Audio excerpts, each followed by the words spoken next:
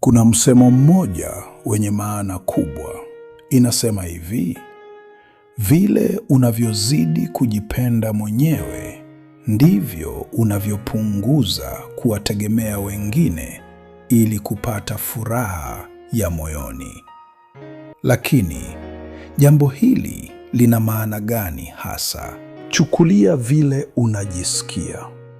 Yaani hisia zako ni kama betri. Kama hujui jinsi ya kuichaji betri yako wewe mwenyewe, utakuwa unamtafuta mtu kila mara ili akuchajie betri yako, akupe nguvu. Unaanza kutegemea sifa zao, kujali kwao, au hata jinsi wanavyojisikia ili tu na wewe ujisikie vizuri. Lakini unapojipenda kwanza wewe mwenyewe, unakuwa unamiliki chaja yako. Unakuwa na msingi imara kwenye maisha yako. Hili ni jambo la muhimu sana kwa wazazi na walezi. Kwa sababu wazazi na walezi ndio ramani ambayo watoto wanaitumia kujenga maisha yao wenyewe.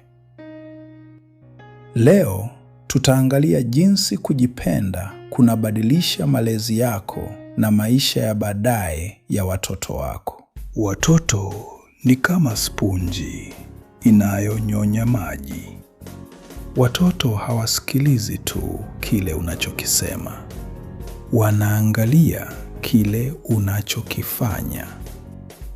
Ukimwambia mtoto wako awe na kujiamini, lakini kila mara anakuona ukijidharau, atajifunza kujilaumu na kujikosoa, na sio kujiamini. Hebu fikiria, umetoka kazini au shuleni, umechoka. Badala ya kuwalalamikia watoto wako, unasema, nimetoka kazini na nimechoka sana, na nahitaji dakika 15 nipumzike na nitulie, ili niichaji akili yangu. Nguvu zangu zikirecharge tena, nitakuwa tayari kucheza na watoto. Kwa kusema hivyo, hauwakatai watoto, bali unawafundisha kuwa ni sawa kujijali na kujipenda kwanza wewe mwenyewe. Unapofanya kosa bila kujua, usijiite mjinga. Sema kwa sauti, oho, nimekosea. Lakini kila mtu hufanya makosa. Nitajaribu tena tu.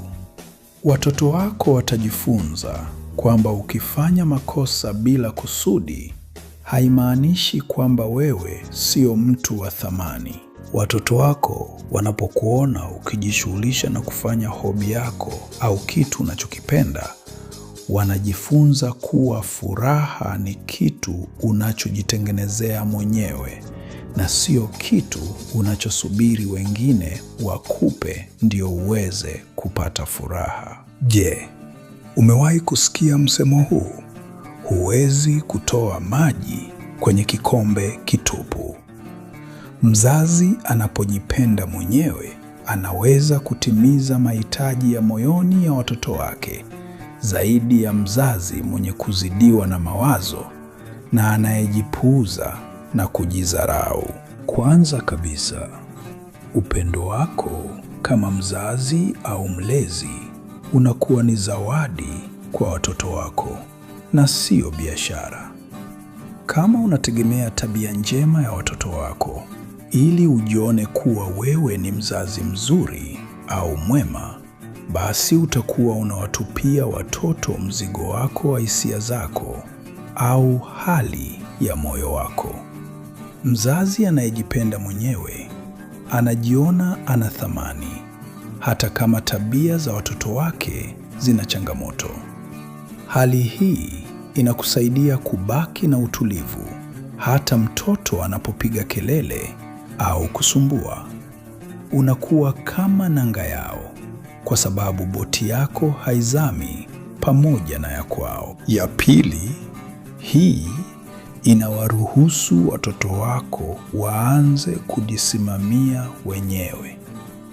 kwa sababu tayari wewe mzazi au mlezi una amani ya moyo. Hautamng'ang'ania mtoto wako abaki kama mdogo milele au akutegemee kwa kila kitu ili tu ujione una maana kwake. Bali utafurahia akianza kukua na kuanza maisha yake, kwa sababu unajua kuwa wewe ni zaidi ya mzazi tu. Una maisha yako na ndoto zako pia. Hali ya nyumbani na mazingira ya mtoto ni kama udongo anapokulia na kukomaa.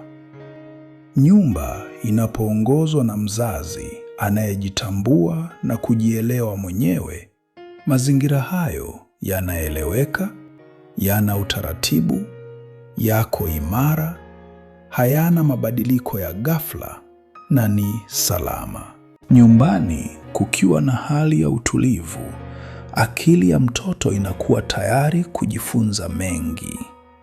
Ile sehemu ya mbele ya ubongo wake inayomsaidia kuelewa mambo vizuri na kwa haraka inapata nguvu na uwezo mkubwa sana. Lakini kwenye nyumba ambayo wazazi wanayumbayumba kihisia au wanategemea watu wengine ili wapate furaha, mazingira yanakuwa hayaeleweki. Akili ya mtoto inabaki kwenye hali ya kujilinda, ambapo sehemu ya ubongo inayohusika na hofu inakuwa macho wakati wote. Kuwa na nyumba yenye furaha sio kwamba kila kitu kiko perfect au hakuna matatizo. Ina maana tu kuwa wazazi, walezi na watu wazima kwenye hiyo nyumba wanajua jinsi ya kujitengenezea amani na furaha yao wenyewe bila kuwategemea watoto au watu wengine. Na hiyo inamfanya mtoto awe huru kuishi maisha yake ya kitoto bila kubeba mizigo ya wakubwa. Huyu mtoto akishakuwa mkubwa, anakuja kuwa mtu wa aina gani? Anakuwa mtu anayejitambua na asiyeyumbishwa hovyo. Ni mkomavu, akizinguliwa na mpenzi au akipoteza kazi, ndiyo atahuzunika, sawa. Lakini hawezi kuchanganyikiwa na kupoteza mwelekeo, malengo na ramani ya maisha yake. Anajua kuwa thamani yake haitokani na watu au vitu, bali iko ndani yake.